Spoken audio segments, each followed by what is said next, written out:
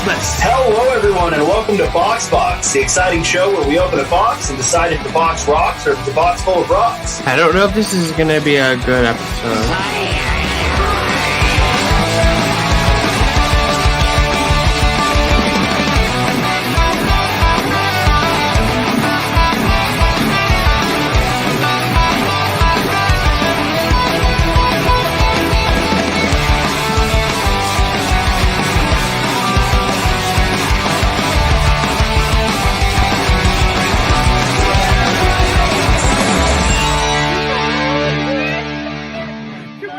This pillow is fucking useless shirt. Yeah. Ooh, suddenly soundtracks are here to provide you. Suddenly soundtracks will show you care. Oh, the soundtrack inside you, with sweet understanding. Oh, with sweet understanding. With sweet understanding. Soundtracks are your friend.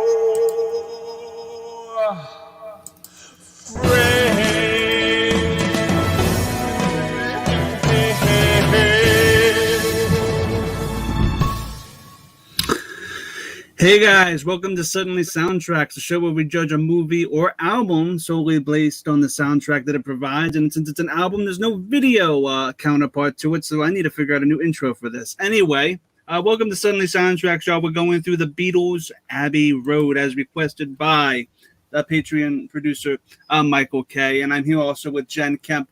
We are going to be going through this, but first let me get some business out of the way. Tomorrow night is Ramble On.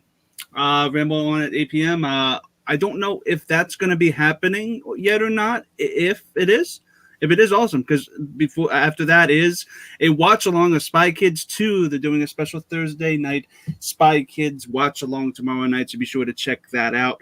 And after this stream, be sure to check out our Patreon AMA. If you're a patron, make sure to check that out, because we're going to be live exclusively for you. Thank you, the patrons. Make sure to subscribe to our Patreon.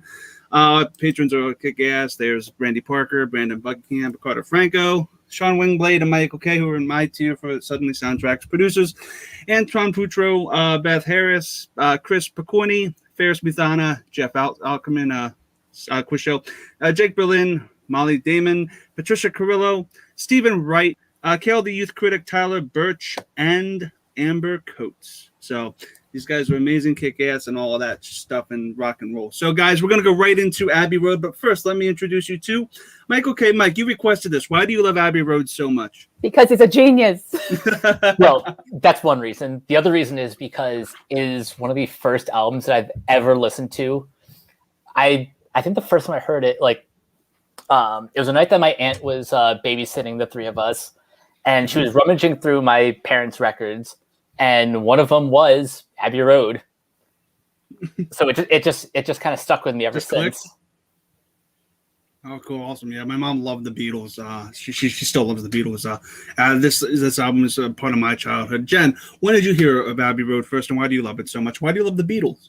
Yeah, very similar. My mom was a Beatle maniac. She absolutely loved Paul McCartney. So yeah, I definitely grew up listening to this. Like 9 times out of 10, I get in the car and a Beatles record is on. And 3 out of 5 times, it's this one, honestly. This is my mom's favorite, so it does hold a big special place for me. It's not my particular favorite. It would be if it weren't for a certain thing that some people, if you've seen Survivor Island, you know what it is. So we're going to get into that later, though.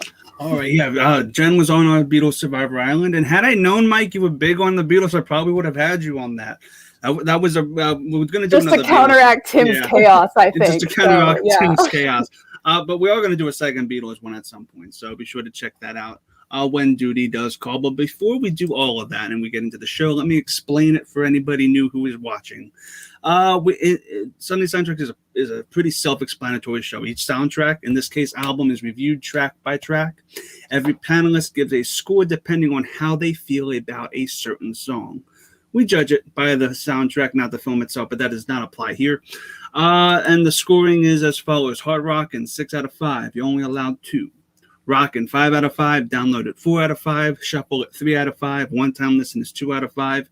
And skip it is a big old 1 out of 5. And that actually rarely ever happens. If it does, it does. But it rarely ever does here.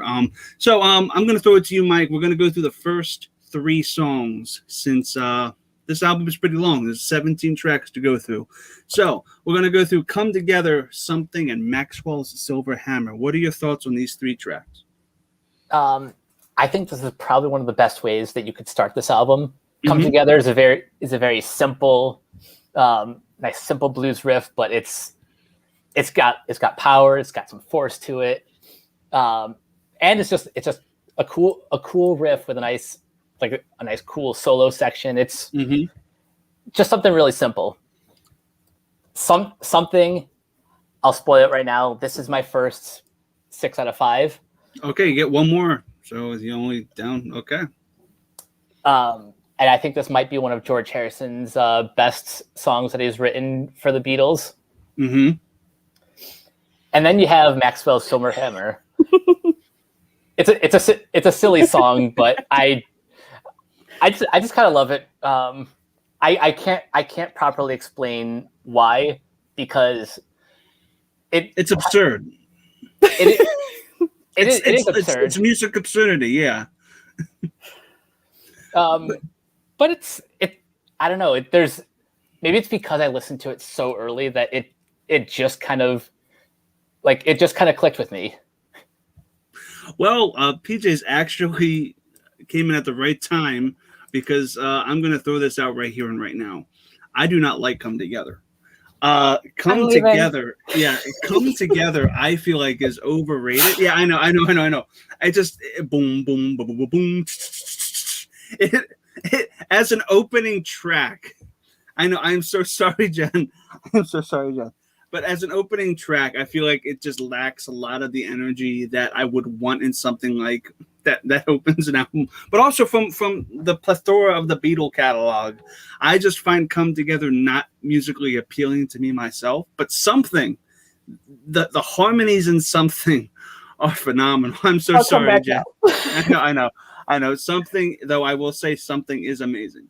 And Something is phenomenal in the fact that, yes, George wrote it, but these harmonies and Something, and it's so beautiful and soothing. Now, for an opening sweep, you start with Come Together, which is lax. You have Something, which is lax, and then the third song is completely and utterly absurd with Maxwell Silverhammer, a song about I don't know what it really is. It about nothing? I don't know. It's about a serial killer. That's what it is. Like, this is up there with Mac the Knife, of a very like didactic kind of thing where it's very upbeat little ditty, but it's straight up murder, guys. Yeah, with the hammer. Yeah, but I just feel like as an opening sweep, the album did not connect with me as I wanted it to. But Something is great, and Maxwell Silverhammer is absurdity, and I love it. It's just Come Together, so for me, it's Come Together is a download it. It's not a shuffle it. It's not something that appeases me. Something is a rock, and it's great and it's beautiful, and I think it is one of George's best compositions. But Maxwell Silverhammer is one of the most intriguing pieces of music. I give that a rock into. This is fascinating, because I thought you would have liked this song. Because it's like, it tells a story, and that's like a big deal with you. But for some reason, this one just didn't speak to you. So that's interesting to me. I know, it's weird. You're all about the Yellow Submarine, and it's a very similar feel. It's just a couple more murders in this one, but I don't know. Well, Maxwell Silverhammer is absurd. I do dig. Are you talking about that, or are you talking about Yellow Submarine is not absurd? Well, yeah. No. But I just meant like musically, it just feels like it doesn't feel like a Beatles song. I don't know if that makes sense or not. It just has musically, it's odd. But I do think I did give it a 5 out of 5 because at the end of the day, it does what it needs to do. Jen, what are your thoughts on these three tracks? Wait, what did you just give a 5 out of 5? What? What did you just give a 5 out of 5? Maxwell Silverhammer? Yeah. See, you're confusing me today. Okay. Anyway, whatever. How dare you? I'm essentially like the opposite. I think this is like the biggest 1-2 punch that the Beatles have to open an album with. Come Together. We talked about it on Survivor Island. I put it up there, and I remember now that you killed it. That was what happened. Yeah, like you were the problem. Yeah. So now I remember, and damn you for that. So yeah, I did not make the list, but it's my number 2. So it's definitely a 6, and that's an all-time Beatles thing. But yeah, I love this song. I think it's like the coolest thing they've ever done. It's very different for them. Like a little backstory, this is a really weird song because it was originally going to be written as a campaign song for the government of California at the time. Timothy Leary was running against Ronald Reagan. But it didn't get used because Leary had to drop out because he went to prison for marijuana possession. So that's just a fun little tidbit about this song.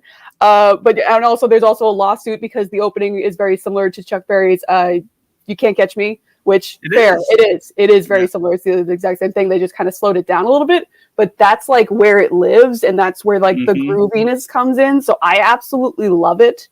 And it's just got this real, like Mike said, it's got this really sexy bass line. It's like this pulsating beat to it. And I absolutely love it. And it is one of those kind of nonsense lyric things that they like to do where they're just kind of fucking with people at this point because everyone's always constantly picking apart everything they say. So like, let's just kind of put some craziness in there. So it wouldn't have been great as a campaign song other than just saying Come Together because everything else is nonsense. But it's fantastic. So I absolutely love that song. It is a 6 for me. God damn it. It's a great song. It is fantastic. And also the Gary Clark Jr. version that they did for Justice League. Yeah, that's awesome too. Like I've seen him play it live. It's fucking awesome. So yeah, so that's a 6. Something. I'm glad we're all on the same page. Yeah, I think it's beautiful. Yes, this is my number 1 Beatles song, and it probably will remain that for all of time. Like, this is the George Harrison song. Honestly, I don't have a lot of his stuff way up high, but when he hits really hard. And this is really the one. This is like a perfect love song, and it just speaks to everyone because I think it's nice that it's refreshingly honest because so much of their stuff is very like lovey-dovey kind of promises and everything like that. And this one is just kind of like talking about the intangibles of love and everything. And you just kind of know. And I love the bridge of you're asking me, will my love grow? I don't know, but stick around and it may show. So like, that's just being very honest of, I just kind of want to go through this with you and hopefully it works out for the best. So I absolutely love that. Yeah. So well done, George Harrison. And then, yeah, we have Maxwell Silverhammer. So I don't know what to think about it, to be completely honest. Here's the thing. Yeah. I'm similar to Mike of when I first heard it when I was little, I was like, this is a funny little song. So like I did enjoy it at the time. And I remember going, it sounds like this guy's killing people, but it's fun. So is that good? But yeah. So, but the thing is with this song, the thing that really speaks to me is the fact that every other Beatle absolutely hated it. Like they loathe this song. Apparently, and this is a song that like almost it kind of killed the Beatles. Like, so it's about a serial killer, and it kind of killed them because like Paul went full on like Brian Wilson, Pet Sounds, kind of like I must have full control. I must have like an ancient anvil to use as the sound nothing else will do. And it was like the longest session that they ever had. They had to do like 4 separate sessions to get this thing done. And they absolutely, to this day, like they absolutely all hate it except for Paul. But he kept putting his foot down of, I must have the silver hammer. That's kind of why I'm so like, look, I've never had a song on Suddenly Soundtracks where I'm not the biggest fan of the track, but it sounds so unique, and as you said, it tells this. It's a story that's not like it sounds so unique, and it just sounds so like out there, and it's so weird that I kind of am forcing myself to give it a 5 out of 5. Not because I like. You're probably the only one that's ever going to give it a 5 out of 5, but I respect it. But I feel like it's a 5 out of 5, not because I like the song, but because of just how it it does what it's there to do, and it succeeds at it. I can't objectively say it's a bad song if it does the job that it wants to do and it sounds good doing it. I don't know. It's really hard to explain that. Like, they do have a pattern, like, from like the White Album on, of every once in a while there's this one that's just kind of like a tongue-in-cheek kind of ditty that isn't really meant to be taken seriously. But like at the same time, like, I don't know, it works, but like it does have like social commentary and stuff too. Because I like the part where they're finally like at a courtroom and everything, and they say like, oh, there's like 2 girls up in the gallery saying he must go free and everything, because that happens all the time where it's like full on murder charges and people have like fans and so it's really weird. So yeah, it's an oddball, but damn, it's still catchy. So yeah, for me, I would give it a 3. I'd give it a 3 out of 5. Because I cannot, in good conscience, like give everything top marks in this. But I respect the 5. It's a rock and roll radio play that it just sounds so absurd at the same time. It does have that story it's telling, but the way about it's telling is just so wacky. Yeah, a little honky tonk piano. It's like it's just fun. I don't know. Mike, did I throw it to you to get your ratings? I've only given something a 6 out of 5. I'll give Come Together a 5 out of 5 because I think that is just. It's one of their best opening tracks. And Maxwell Silverhammer, I'll split the difference and say 4. Jen, did you give all your ratings? I am 6, and 3. So I got my 6s out of the way. I already tapped out. That's fine. And as I said, Maxwell is a rockin' for me. So was Something. Come Together. I have to give it a shuffle. I'm not the biggest fan of it. I originally was a downloader, but it's just not, it doesn't hit for me, and I have to be consistent with that. But you know what, we're going to move forward, and I know the chat is already lit on fire. I am so sorry, guys. But I will, can I bring it up by saying that Oh Darling is my 6 out of 5? I think. Yeah. Okay. Yeah, Chris. Oh Darling feels like a Janis Joplin song. Thank you. Yeah, it does. It feels like, I won't say that with Oh Darling, it's my favorite song on the record. It probably shouldn't have been sung by Paul. It really feels like it's out of his range, and it just feels like a live take, and I get that. The emotion is there. Honestly, John has gone on record and said that, hey, I thought that my voice would be able to be better on this, because like, naturally it fits better, but he's like, it's Paul's song, let him have it. And he Paul literally had to do it multiple times to really get that raspiness back, because he had it in the beginning, but he kind of lost it towards the end. Yeah, I just feel like this song is meant for Janis, and I'm pretty sure Janis covered this. I think. I hope she has. I think she did. I don't quote me on it, but I think she did, because it really has that Janis Joplin vibe, that really 60s kind of like soulful. It's really good, and I just wish Paul was not singing it. Octopus's Garden is an amazing. Another. I'm gonna leave again. I'm gonna go.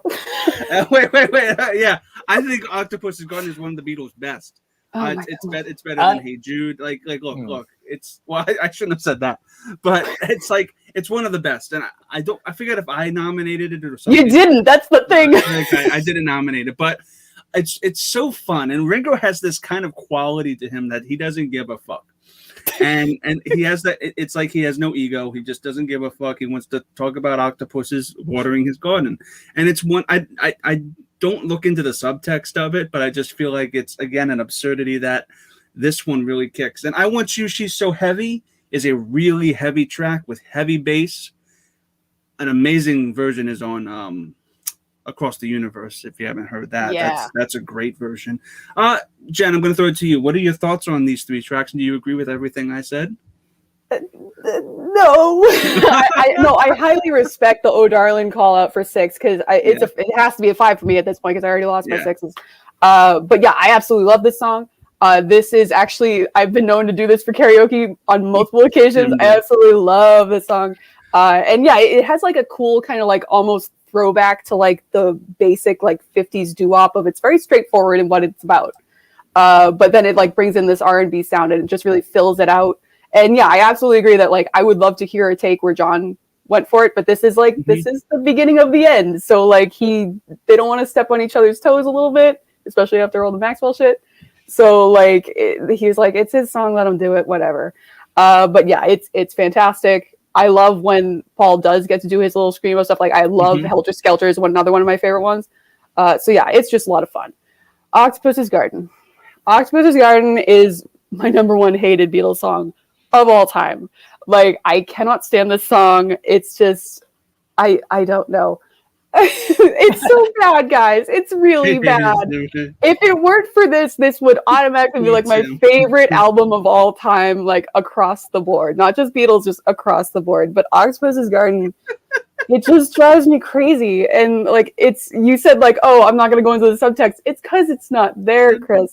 It's not there. Like, he literally came up with this song because he was friends with Peter Sellers and he was on the boat together and the captain told him about an octopus. And he's like, I could write a song about an octopus. Because meanwhile, like Paul is writing, he's like, I want to stretch myself and I want to write about like love and hopeful life. And George is like, I want to be taken seriously as a songwriter. And John's like, I'm going to go off on my own and do all these experimental shit. And I wrote a song about an octopus. So like, it's just, I don't know.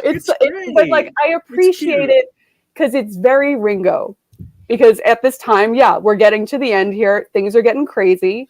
And it's just like the one subtext is he's like, maybe we could just like go live under the ocean and everything would be okay. Like, that's really it. Yeah. That's it. Look. I need to look back at the tape because I think me, Tim, and PJ probably were the only three that wanted Octopus's Garden. Am I correct? Oh no, it was just you and Tim did it specifically to screw with everybody. But yeah, it's a very Tim move. But yeah, so I appreciate that some people like it. But it's one of the most kiddie songs for me. And again, they've done a lot of kiddie songs, and some of them I like. But this one, Hey Bulldog is great too. Hey Bulldog isn't kiddie. That's a badass song. But yeah, we're just gonna move on. I Want You. She's So Heavy. I love this song. This is fantastic. I think when I was little, I didn't quite care for it because it's very basic lyrically. Like I think it's what 3 lines maybe. But yeah, it's really cool. It is the longest song on this album, because everything else is very quick. But it's really cool. It's got that bluesy style, like really aggressive bass riffs to it. And it's just really interesting progressions as it goes through. And yeah, it's about Yoko Ono a little bit. So it's got this kind of sexy vibe, but then at the same time, it's like by the end, it's almost menacing. And like, I just like the expression of like, she's so heavy of like, this is their most lustful song, honestly. And they literally have a song, Why Don't We Do It in the Road? But this is the one really. And it's just really cool of like you're like so into someone that it just starts to like weigh you down and take over and like drives you mad. And it's like crazy. So yeah. And I absolutely love the 3-part harmony of like when she's so heavy, like it's so cool. Like every time I'm like, oh, it's juicy. I love it. So yeah, I absolutely love that song. And it's so interesting how quickly I went from like so high to like zoo and then came back up. So yeah, Octopus's Garden really just tanks this whole album. Awesome. What do you give the other two before I throw it over to Mike? O'Darlin's a 5. Octopus's Garden is a 1. Wow, there you skip go. it. Oh my god. It's a 1. Skip it. Skip it. I cannot. No, every time I listen to something, I can't do it. Skip it. And I've talked myself. Like, I originally had She's So Heavy as a 4, but you know what? I freaking love that song, so screw it. It's a 5. So 5-1-5. See, isn't that really interesting? Yeah. For me, it's 6, and Octopus is a 5, and then I Want You So Heavy. I gave it a downloaded. It's not necessarily my favorite like track ever. I won't necessarily go back to it as one of my favorites, but it's still pretty solid. I probably have the Across the Universe version in my head still. Yeah, that's a great sequence. With that visualization. Mike, we talked a lot. What are your thoughts on these 3 tracks and your rating?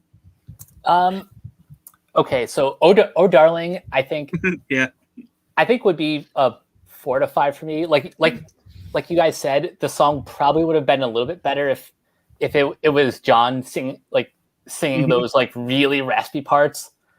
But I think the song as a whole is just a really nice 50s doo-wop throwback. And it's also kind of a great little interpolation of that Christmas song that we all know. Yeah, they both have like that same doo-wop beat. The Blue Christmas? No, not that one. Please Come Home for Christmas. Oh, Please Come Home. Yeah. So I give that one a 4. Mm-hmm. I don't hate Octopus's Garden. Okay. I don't think it's as good as anything else off this album. But as far as Ringo's songs, it's not bad. People, this chat's gonna hate me when we get to the second part of the record. Oh dear Lord! I already have my torch and pitchfork ready to go. I know. So I would give Octopus's Garden a 3. It's fine. He's nice. I'm not nice. Not nice. I Want You, She's So Heavy. I had this one at a 4 out of 5 in my notes because, well, I do love like the sort of like the emotion, the emotions of the song, because there's only three lines of lyrics. The rest is just that that droning groove.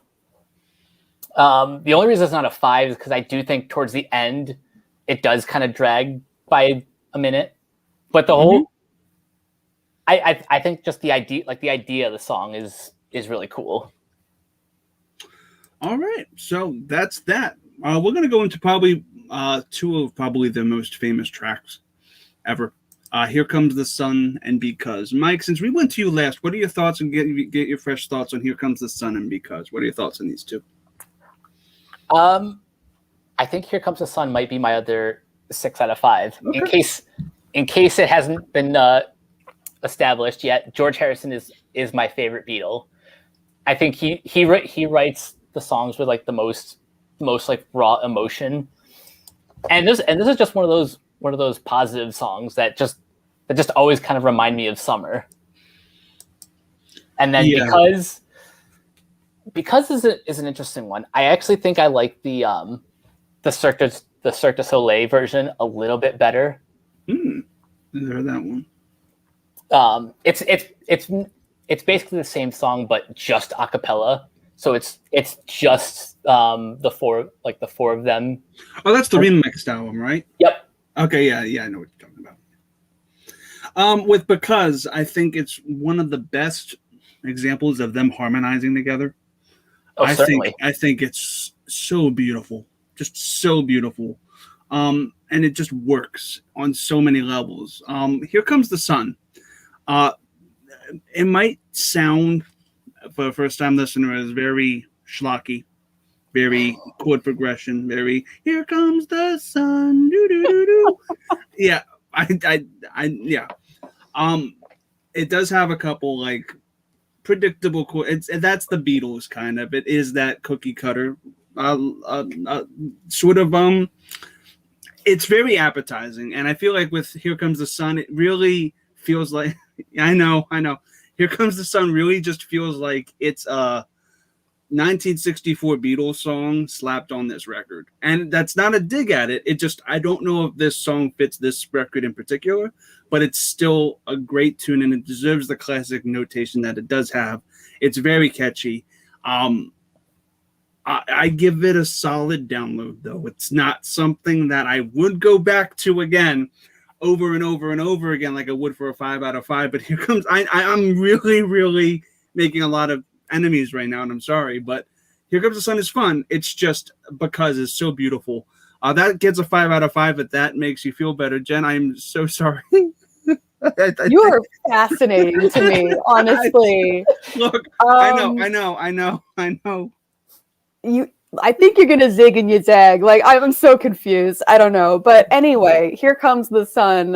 Yeah, this is a fantastic song. I think this is like George Harrison at his best. This is honestly the first time that John and Paul really took him seriously, honestly, as a songwriter. This is the moment where they were like, you can write just as well as we can, which is totally unfair because he's already done like some of his best stuff. So like, I don't know. That's a whole other thing. But yeah, another little fun factoid about that. There's a lot of they have a lot of famous friends. So this one, Here Comes the Sun, was written because George Harrison, again, there's a lot of tumultuous stuff going on with the business right now. They're having a lot of not great times at Apple, and he just needed a moment to get away from it all because he just wanted to play music. He wanted to write music, and he went to his friend Eric Clapton's house, and he has a really good garden, and he went for a walk, and he came up with this song while in Eric Clapton's garden. I absolutely love that. So yeah, it is just a beautiful, beautiful song. It's a instant boost of serotonin, especially like nowadays, like where everyone's starting to get like, we've all been inside for a really long time, and you're starting to get vaccinated. Like, this song is making me feel really good right now. So yeah, it's really great. I absolutely love. I'm confused that you like think it's a throwback basic song, because to me, like, it's so intricate with the plucking, like all of the plucking he does of his solos and everything. And this, that's like, great. It just feels. I don't feel like it. Just feels like it. It's really hard to explain because it just feels like it naturally comes out as just a.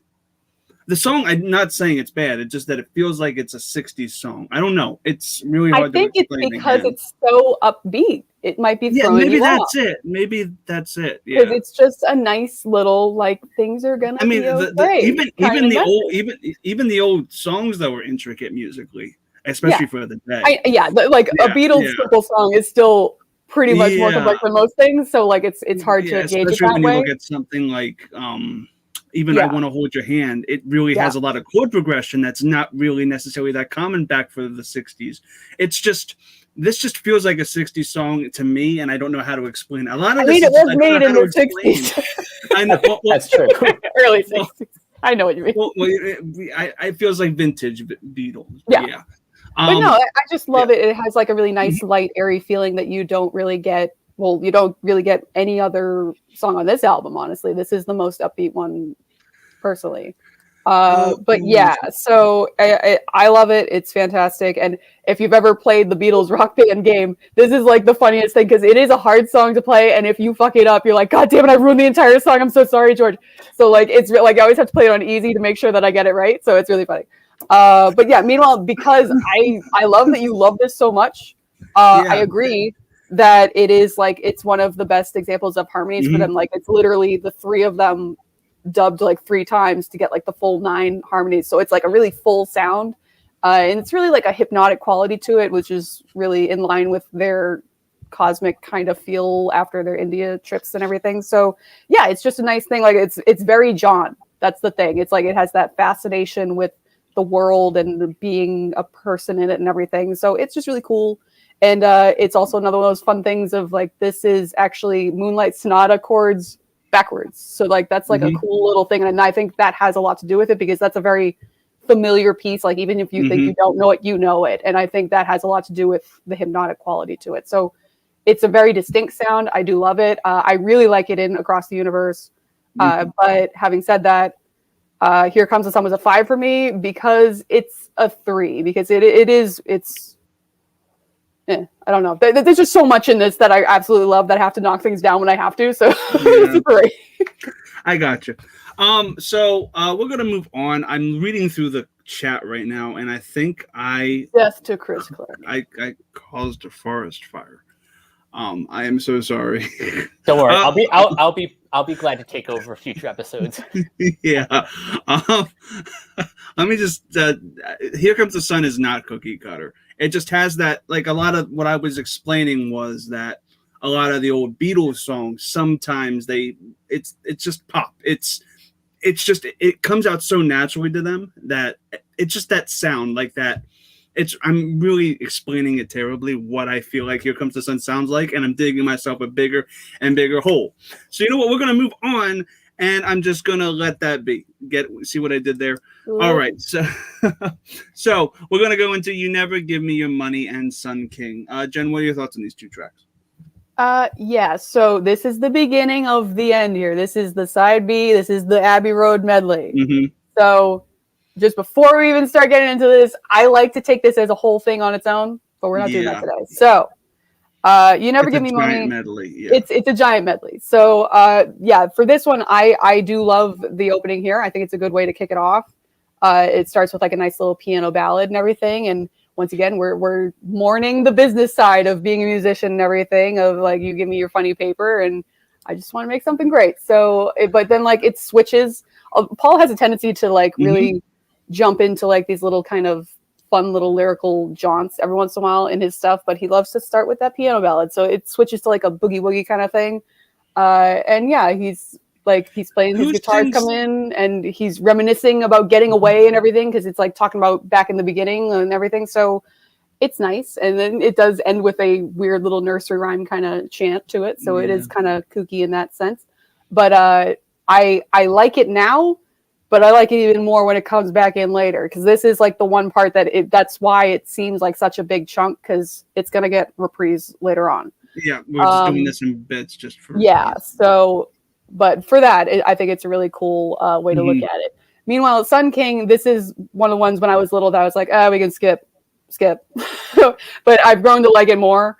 But yeah, I think it makes sense in the medley, because it's like a very psychedelic kind of vibe to it. And it's a nice little like calm before the storm. The sun a little bit, yeah. So yeah, it's kind of like a palate cleanser before we're gonna jump into some of the kookier moments in the medley going in. So yeah, this is another one of those nonsense things where they literally like took a bunch of romance languages and threw them in a blender. And like one of them, they even like threw in like a Liverpool, like what is it, Chica Verde or something. It's all nonsense, and it's like it probably is not like if that was done today, people would be mad. but at the time, it's like, oh, will sound really cool because Paul maybe knows some Spanish, and no, he doesn't really. So yeah, for me, You Never Give Me Your Money would be a 4, and Sun King, I'll be nice and give it a 3. I actually, for You Never Give Me Your Money, I really like that interlude in the middle. I don't know who sings it. I think that's Paul. This is all that Paul. Yeah. Okay, it is all Paul, because I didn't know if it was Ringo, because I really like the old that magic feeling, the piano, the rent stuff. That was really cool. I felt like, again, I'm a big piano ballad kind of dude, and I really like strong piano. And this one really gave it to. I mean, it's admittedly kind of a forgettable track after you listen to it. But when you are listening to it, it's very beautiful. I gave it a solid download in my notes. I don't regret giving it that. Sun King is actually interesting. When I first listened to it, it was very as it has this kind of like, it does echo Here Comes the Sun, and it does have this kind of it was originally supposed to be called Here Comes the Sun King, and they were like, we can't do that.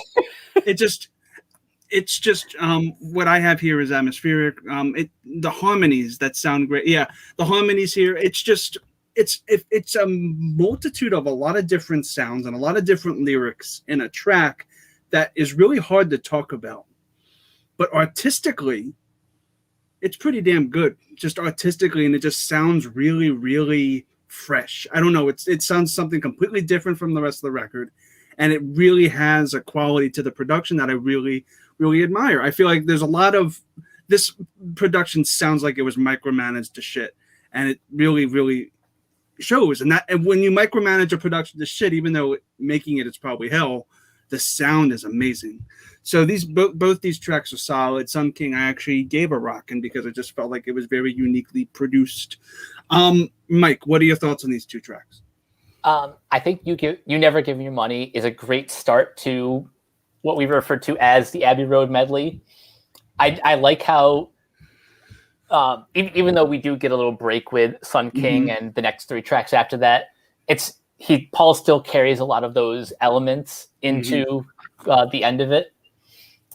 And I agree with what you said about, Paul just, going. He's a great.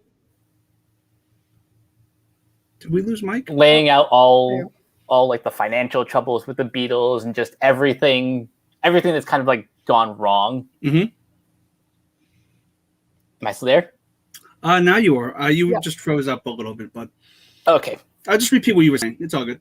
Internet's great. What was I saying? Oh yeah, like just something about Paul. Yeah, Paul and his lyrics about just everything that's gone wrong with the Beatles. He's a great storyteller in this track, and I really like that. Yeah. So I'd give You Never Give Me Your Money a 5 out of 5. Sun King's another one where lyrically it's nonsense, but it's the Beatles. They do that. Musically, I love it. It's I love the sort of like cool, calm vibe that it has going for it. The production is excellent. I had this at a 5 out of 5 in my notes. I might take it down to a 4. Just because I think the rest of the medley is a little bit stronger. Yeah. We're going to get into the rest of the medley, but before we do, PJ does say, everybody give this video a like. Yeah, please give it a like, subscribe if you guys want to subscribe. Speaking of you never give me money, Streamlabs. Hi, guys. No funny paper, please. Bada boom, bada bing. I wanted to make that transition and it completely fell flat. All right, so okay, cool. So we're gonna go into. You guys like condiments, right? You guys really like to go out cooking. Yeah. I thought you said something very different. Oh well, I mean, either way, it's tasty. Mr. Mustard, Polythene, Pam, and it came through the bathroom. She came through the bathroom. You know, that's a late night 50s sci-fi. She came through the bathroom window. Mike, what are your thoughts on these 3 tracks before I throw it to Jen? Well, first of all, the only way to listen to these tracks is all as one. Yeah, it's completely. Yeah, it's a medley. This is his problem. Yeah. I love this medley. It's simple, but the lyrics are wild and creative. There's not really much I can say like really in depth. It's just I don't know. I just like the way this all comes together. Yeah, I feel it come together. I see what you did. Well, me, Mr. Mustard, and Polythene Pam. Polythene Pam. Polythene There you go. Pam, yeah. These sound like rock and roll nursery rhymes. I don't know if that's a good way to say it, but That's these kind of right. Yeah, these really just sound like, oh, Mother Hubbard went to the cupboard to find her poor son a spoon or whatever it was. And, well, that's not how the nursery rhyme goes. But Mr. Mustard and Polythene really just have that rockabilly kind of, and it works for this. It's not my cup of tea. I am so sorry. She came through the window I'm listening to right now because I completely forgot about it. How dare you? Well, yeah, but now I'm listening. It's just, yeah, I hate to say this, but this is where I feel like this sounds like filler. This sounds like songs that they put into the record to beef up the track list. And I don't think that these really feel like Beatles songs. I don't know. It just doesn't have that vibe. I'm sounding really, really pessimistic right now. But I will say that me and Mr. Mustard and Pam, they really feel like rock and roll nursery rhymes. Yeah. So I'm gonna stop talking right now because I feel like I'm about to get lit on fire. Mike, what are your thoughts on these 3? Oh wait, Jen, what are your thoughts on these 3? Now here's the thing. I'm so sorry. Yeah. You're not wrong because these songs, like a lot of the medley, is stuff that they were trying to get on other albums, and it just wasn't working at the time. So they were like, let's try it again later. So you're not wrong in the sense that like this, it's a medley. It is clearly a medley, but it's not something that was sat down and written as a whole to all go together. Having said that, I disagree because it does work for me. It all does work for me, and I'll talk about it later as we get to the ending and everything. But for right now, we'll focus on these 3. So, me and Mr. Mustard, I agree. Like that's actually a really good way of putting it. Is the rockabilly kind of nursery rhyme. This is a fun. They have a series of like just picking a weird name and going to town with it. Honestly, it's some of my favorite stuff. This isn't one of them.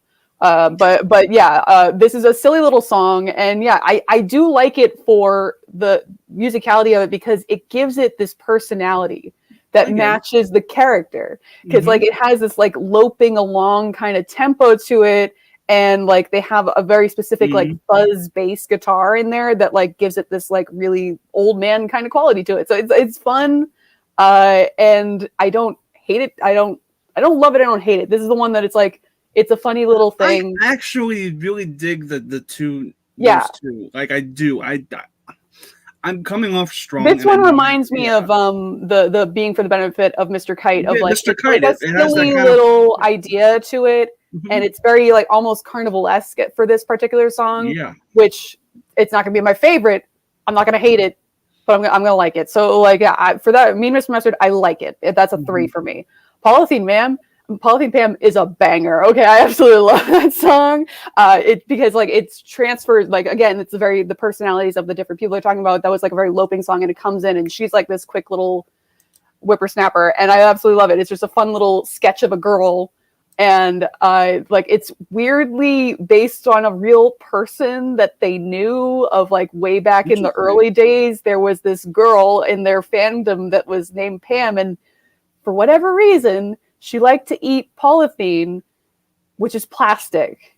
So I don't know if that's like a thing that like she was already doing, or it's something to make them remember her, because God damn it, it worked. But yeah, so that's a very weird thing. But Polythene Pam, this song, it's really cool. It's a really cool beat to it, and it like John specifically is using like this really heavy Liverpool accent in it that doesn't really come out as much, and it really fits the tone, because it's like we're trying to show a little small town girl kind of thing for this thing. So, and it's super active on the drums, which I love it when Ringo can kind of push forward. So it's really fun. It's got these twangy acoustic guitars and everything, and the chords like give it really lively feel to go along with this persona that they're trying to create. She came in through the bathroom window. I absolutely love. So this is one of those things. Change, yeah, like I really like the song because it also like this is one of those cases where even though they were leftover pieces and everything, Polythene Pam and She Came Through the Window, they were recorded together, so it rolls straight into it. And it's really cool because like you actually hear John, like they're laughing about it because it's like, oh, look how we got to switch the tempo, like here we go. So it is really cool, and I like that it comes in, and it's about some crazy fans. This is a real thing that would happen, of fans kept breaking into Paul's house, so like it was weird. They literally went in through the bathroom window and like stole some shit, and it was a regular thing. So it was very weird, but I like this song because it's a nice encapsulation of like everyone's talents. Because like it's very strong musically, it has like these really cool harmonies, and like it has like one of those little quirky kind of storytelling moments that particularly Paul likes to do. And I'm a really big fan of the whip crack that they added in the second verse multiple times. It's one of my favorite things they've done. But yeah, it's like it's just got some cool lines in it, like she could steal but she could not rob, like that. It's nonsense, but I love it. And at the same time, at this point in time, it's nice to hear of anyone choosing to quit the police department. So yeah, I like this was one of the songs that it made my top 10 when we did the Survival Island, just because I was like, if I had to pick one song out of the medley that I think stands on its own while also representing the other ones, that would be the one. Yeah. You are kind of, this is an interesting predicament, because for me, I haven't listened to Abbey Road a lot. So listening to this last portion, first run, this is basically my first run thoughts. It wasn't connecting to me. I have a feeling that this medley right here, this portion, is probably something I'm going to grow to actually adore later on. And right now, I think I've been listening to it while you were talking, Jen, and I've listened to it. You don't listen to me. He's listening to the song, but that's okay. No.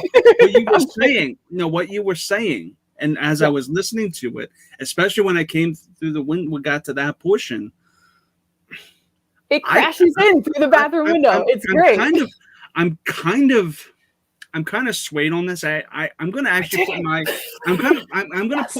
my ratings on all three as undecided, mainly because we're going to check in on you later. We'll see if any of them come up on the Survivor Island for Beatles in the future. But I feel like with this, at least for this portion, a lot of this music could potentially be my kind of thing. It's just for the first couple listens, it just isn't gravitating toward me. So right now, all three are a solid shuffle it in my notes. But that could always change. And that's the magic of music. Sometimes you don't like a song the first couple times you hear it, and then bada boom, it slaps you in the fucking face. That's how music is, and that's how music was. Mike, I forget if I went to you or not. Did I go to you? I was first. Okay. I took really long. I'm the problem. No. I forgot because I'm unprofessional as hell. So before we continue, Mike, did you give your 3 ratings for these songs? Honestly, I give all 3 a 5. Okay. Jen, did you? I think you did. I may have. I did Mustard 3. Mm-hmm. I'm gonna give Pam a 5. She's so cool. So yeah, a 5 for Pam and definitely a 5 for Bathroom Window. Yeah. So we're gonna go from the Bathroom Window into the Golden Slumbers, Carry That Weight, The End, and Her Majesty, the final sweep of this record. Golden Slumbers is a glorified, but actually a really well done lullaby. It feels like a rockin' lullaby. And I really am a big fan of lullabies in general. I feel like it has a quality to it. It takes you to another plane of consciousness.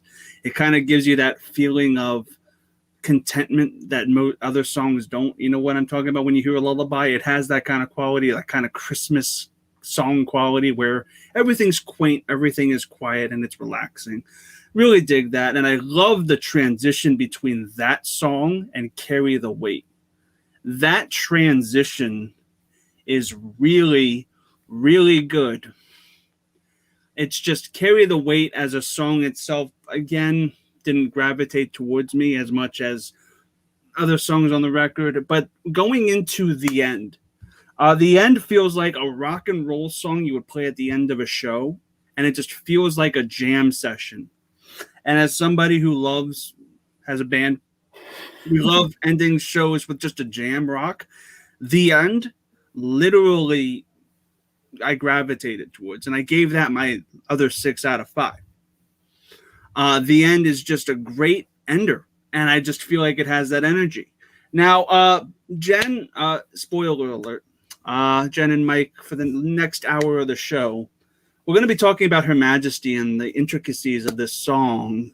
And how complex. It's the complexity of it all, because it's longer than Bohemian Rhapsody.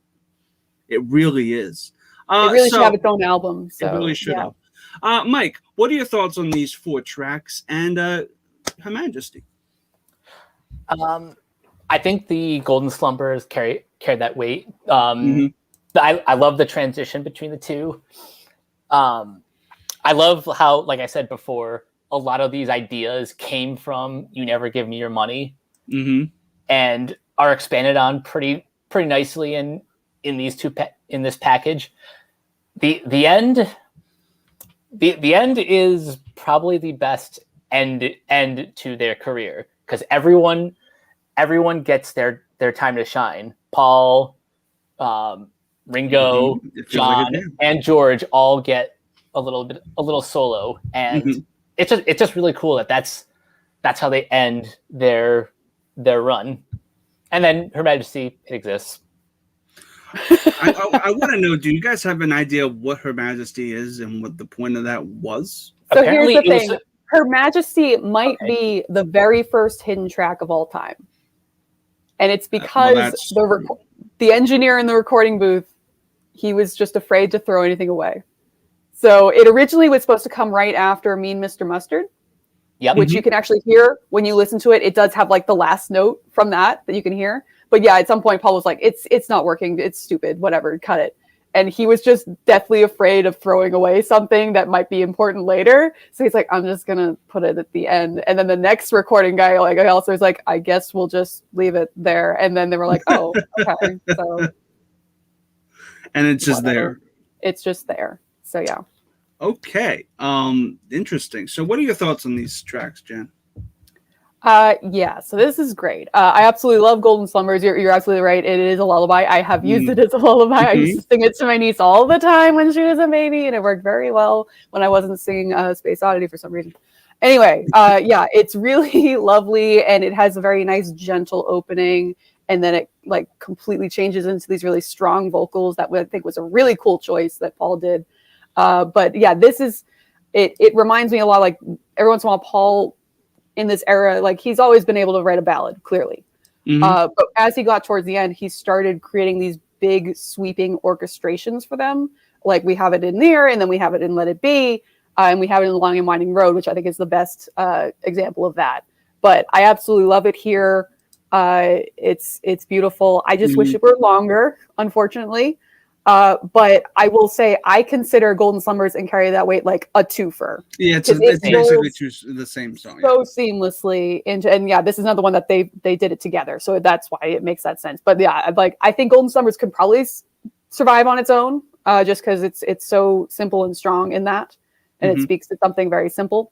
But Carry That Weight, I don't think can stand on its own. Having said that, together, it's phenomenal. So yeah, like it's it reminds me a lot of Hey Jude, because it has like that nice communal feeling of everybody coming together to sing Carry That Weight, and like it's another nice little message of hope of keep going, you're gonna be okay. And like, yeah, so I really like, this is another case for the orchestration.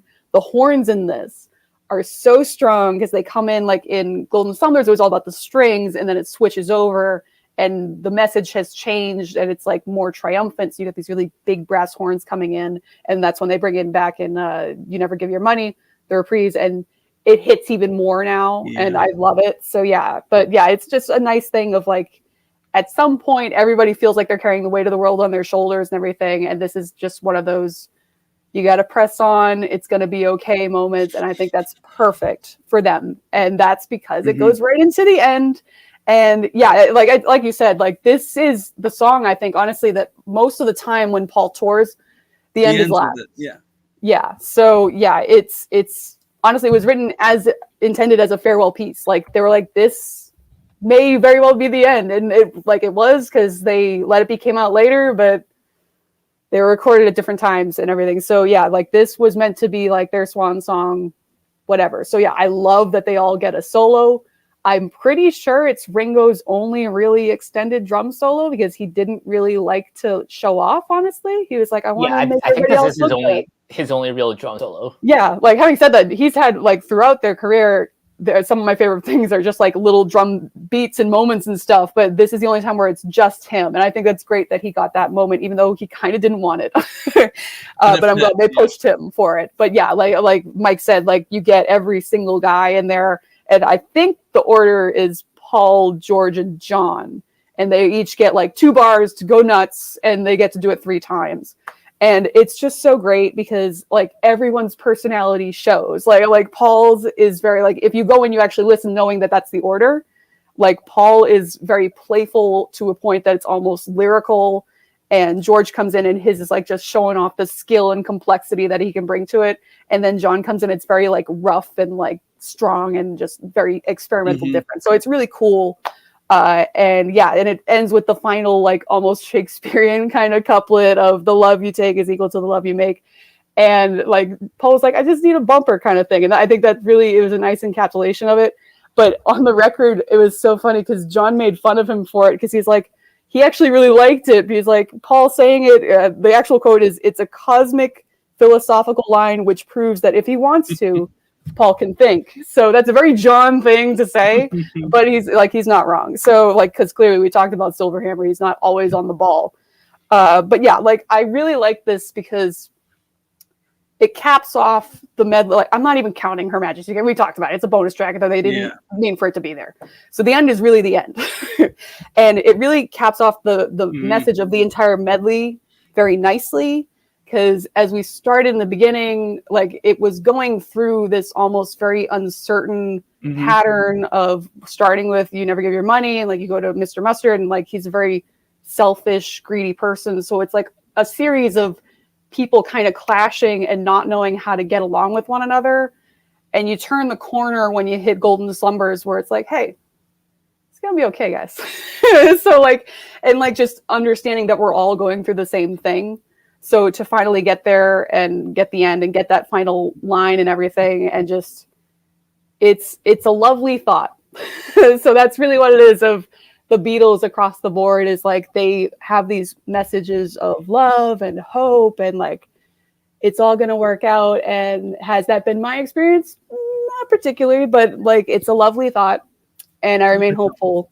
So yeah, I think that was like a beautiful way to cap it off. And it's funny to me that like Paul like took over at the end, Like he's really responsible for the ending, which apparently he's responsible for it too. Like everybody blames Yoko, but I'm gonna blame Maxwell Silverhammer for breaking up the Beatles. So yeah, it's what it is. But this is the record. Mike, do you have any final thoughts before we go into overall thoughts on these 3 tracks? Final thoughts is that everything except for Her Majesty gets a 5 out of 5. All right, so Mike, I'm gonna actually go to you first though. What overall the record? What would you give it out of 5?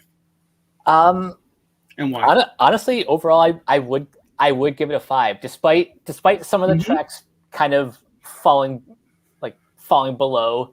I think just every time I listen to it, and this time I listened to the 2019 remaster. It's just an overall great experience going back and listening to pretty much my childhood. Yeah. Jen, what are your overall thoughts on the record? Yeah, I'd probably like Silverhammer aside. I absolutely love this song. Like I can just skip that one. But yeah, like I love this album. So yeah, it probably would be a 5 for me. And I think it's a nice little encapsulation of the Beatles. I think there's something here that has represented to a degree every other album that came before it and the one that came after technically. So I like to think that if I was introducing someone to the Beatles, this is the one that I would give them, honestly. I think it's one of the more accessible ones.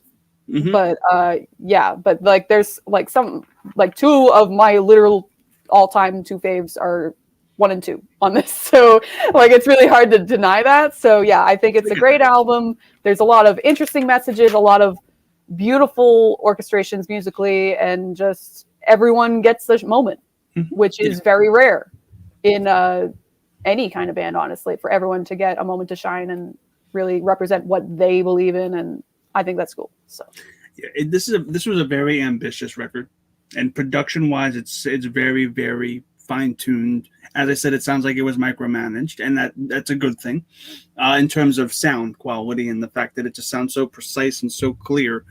Regardless of the drama that happened behind the scenes, musically, production-wise, this album is amazing.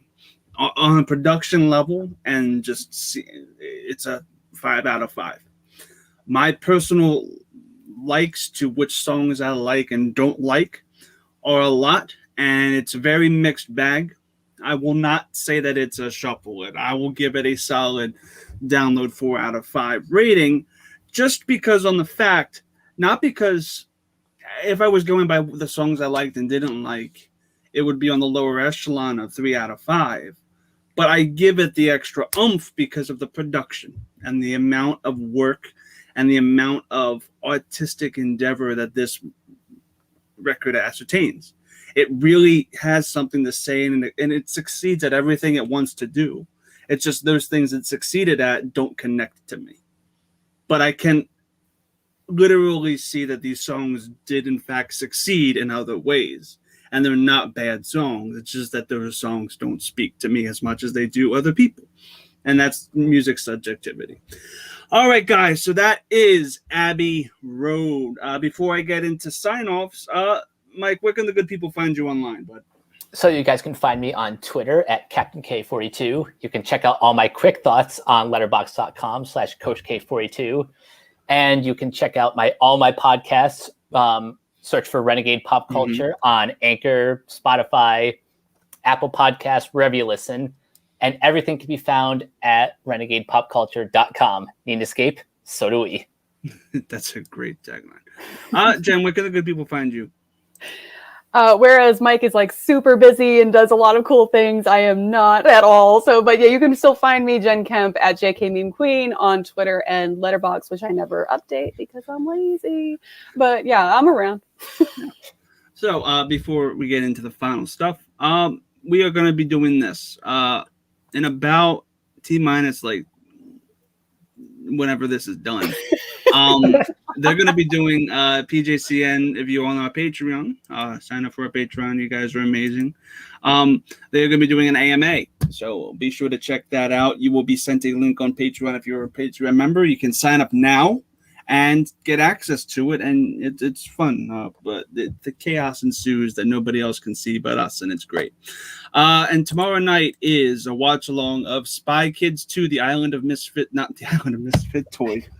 Spy Kids 2: The Island of Dreams. Executive producer pick Ricardo Franco. That's going to be amazing. I haven't seen Spy Kids in forever, so I know that the sequel is highly regarded. You guys can find me on Twitter, Twitch, and Instagram at ChrisClark8788. Those numbers mean nothing. From Jen Kemp, from Mike. What the fuck is your last name? Oh my God. Right there. It's right there. Michael K. I completely blanked. I am so sorry. I am so sorry. It's Michael K. I knew it was Michael K. Oh, I'm going to hit you with a silver hammer when we're off screen. Oh my God. Oh my God. I am so sorry. It's Michael K. My brain is terrible right now. Oh my God. Oh, I'm so sorry. I am so sorry, Mike. I'm so sorry. From Mike, from Jen and myself, we say to you, keep rocking. Let me get the damn branding here. There you go.